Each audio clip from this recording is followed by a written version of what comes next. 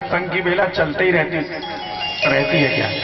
क्यों? क्योंकि आपका समय पर आना और समय पर व्यवस्थित स्वरूप धारण कर करके अपनी अपनी यथावत व्यवस्था कर लेना, ये बहुत बड़ी बात होती है। तो आप लोग भगवान के प्रेमी हैं, भगवान श्री हरि और भगवान राधा माधव के चरणारविंद आपके ऊपर हमेशा बरकरार रहे, आपके ऊपर हमेशा स्थित रहे। और चरणारविंद क्यों? मैंने कृपा क्यों नहीं बोला, उनके वरद हस्त इसलिए नहीं बोला मैंने कि यदि किसी मनुष्य के पास आप जाते हैं और उसके ऊपर यदि आप हाथ रख लोगे तो हाथ के ऊपर तो कुछ होता ही नहीं, होता है क्या? हाथ रख दिया आपने, हाथ के ऊपर कुछ है ही नहीं। लेकिन राधा माधव जिसके ऊपर चरणारविंद रख देते हैं तो वो पूरे उसके ऊपर है। हम किसी के ऊपर पैर रखेंगे ना तो हमारा पूरा शरीर रखाएगा ना, जब भी तो पैर रखाएगा। तो इसलिए भगवान श्री राधा माधव के चरणारविंद आपको शीश पर रखे रहें ताकि भगवान श्री राधा माधव पूरे आपको मिले, केवल हाथ अकेला नहीं, वो पूरे मिलना चाहिए। इन्हीं शुभकामनाओं के साथ हम थोड़ा सा सूक्ष्म सिंहावलोकन न्याय कल के सत्र में आपने बड़ा पावन प्रसंग श्रवण किया। श्रवणस्य विभेदेन फलभेद इति स्मृता। हमने आपको एक दिन बताया था कि मनुष्य को श्रवण भेद में, श्रवण यानी किसी भी कथा या सत्संग को सुनने के लिए अपनी भावनाओं को शुद्ध रखना चाहिए। यदि हम भावनाओं को शुद्ध कर करके सत्संग सुनने बैठते हैं तो हमारे अंदर शुद्ध भावनाएं हमेशा के लिए व्यवस्थित रहती हैं। एग्जाम्पल आपको छोटा सा मैं दूं, जैसे श्रीमद् भागवत महापुराण की कथा, जैसे अन्यत्र सत्संग एक फेविक्विक होते हैं जो बहुत तेज चिपकती है। मनुष्य के हृदय में भावना एक लकड़ी के समान होती है। अब लकड़ी के समान क्यों होती मानो? क्योंकि इसमें जब व्यंगों का और मात्सर्य की, मद की, लोभ की, मत्सर की पराकाष्ठा जब हो जाती है तो अग्नि का काम कर करके हमारे हृदय को जला देती है, ठीक है। और जब हमारे अंदर किसी के लिए प्रेमार्थ होता है, प्रेम की पराकाष्ठा जब होती है तो उस लकड़ी के ऊपर, भावना रूपी लकड़ी के ऊपर उस प्रेम की जो बारिश होती जाती है, वो प्रेम का जो बिंदु है वो जब उसके ऊपर गिरता जाता है तो लकड़ी एक दिन अपने स्वरूप को छोड़ करके जल में बन जाती है। और उस लकड़ी को व्यवस्थित स्थापित करने के लिए सत्संग फेविक्विक का काम करती है। जिस भावना रूपी लकड़ी को अपने अंदर रखोगे फेविक्विक जाएगी और वैसी चिपका देगी। इसीलिए सत्संग में हमेशा अच्छी और शुद्ध भावनाएं लेकर के बैठा करो। क्यों? क्योंकि ये जो फेविक्विक आपको प्राप्त होगी सत्संग की, अच्छी भावना यदि लेकर के बैठोगे तो आपके मन में अच्छी भावनाओं को चिपका देगी, फिर बुरी भावनाएं आने का कोई सवाल नहीं उठता। संसार सागर से मगरे दीनवत करुणानिधे। संसार को सागर क्यों कहा मानो आप? संसार को सागर क्यों कहा शास्त्रों में? जहां देखो भव सागर जिमी पार जो पावा, ऐसे कर करके भव यानी संसार को सागर कहा है हर जगह शास्त्रों में।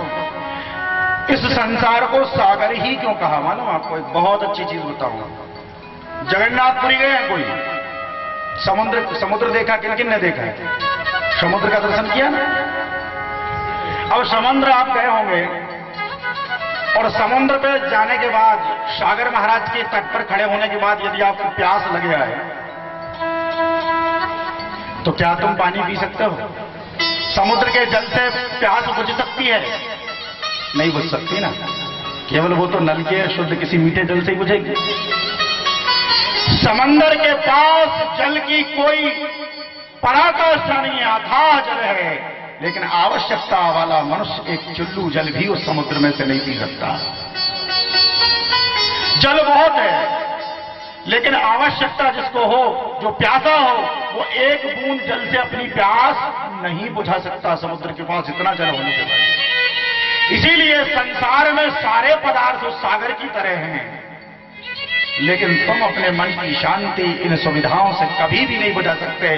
वो यदि मिलेगी तो इस छोटे से सरोवर के एक बूंद मिलने से ये मीठा जल जब आपको प्राप्त होगा श्रीमद् भागवत महापुराण के कथा सत्संग का, तभी आपके मन के अंदर की प्यास बुझेगी।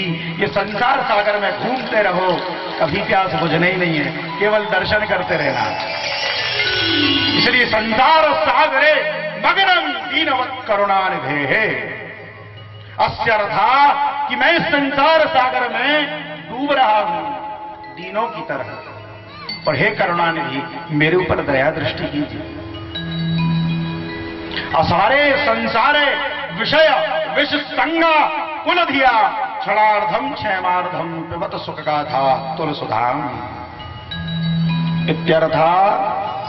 असारे संसारे, ये संसार क्या है? असार है, इसमें कोई सार नहीं। असारे संसारे विषय, ये विषय तो है ही, विष संगा, ये जहर का संग है। कुलधिया, इसीलिए इसको, इसकी पीड़ा को यदि मिटाना है तो क्षणार्धम, क्षणार्धम मतलब आधे क्षण, क्षेमार्धम आधे क्षेम, पिबत सुख गाथा, पियो किसकी गाथा को? भगवान सुखदेव जी महाराज की आचार्य संहिता को, परमहंस संहिता को, श्रीमद् भागवत महापुराण को। पिबत सुख गाथा तुलसुधा, थोड़ा सा ही अमृत पी लो, मनुष्य के पाप ताप सब नष्ट हो जाते हैं। तो आप बड़े प्रेम से इसको श्रवण कर रहे हैं, इसलिए आप साधुवाद धन्यवाद के पात्र तो हैं। और यह पांडाल श्रीधाम वृंदावन का स्वरूप कर भगवान श्री राधा माधव की कृपा छत्र छाया में हम सभी ने मिलकर के भगवान श्री कृष्ण का जन्मोत्सव मनाया। जन्मोत्सव भगवान श्री कृष्ण का मना। भगवान श्री कृष्ण अष्टमी में और भगवान राम नवमी में क्यों आए मालूम है आपको? नहीं पता, मैं बता दूं। मैथ है ये थोड़ा सा, गणित। भगवान राम नवमी तिथि में ही जन्म क्यों लिया भगवान राम ने, और कृष्ण भगवान ने अष्टमी में ही क्यों लिया? आपको इसका एक गणित बताते हैं। कैसे? कि पहाड़ा पढ़ना है ना, मुझे बताना, मुझे तो आता नहीं, इसलिए आप लोग बताते जाना, ठीक है? 9 एकम 9 दूनी 8 और 1 9 हो गए। 9 दूनी 18, 8 और 1 9, 9 तिरी 27, 7 और 2 9, 9 चौको कितने हो गए? 36, 6 और 3 9 पन्ना 5 4 9 6 54, 5 4 9 7 6 3 9 8 7 2 नम्मा नम्मा 8 1 9 धाम, 0 का कोई महत्व नहीं, 9 बचा कि नहीं? 9 से प्रारंभ हुआ अंतिम तक 9। भगवान राम सूर्यवंशी थे और सूर्य की जो 12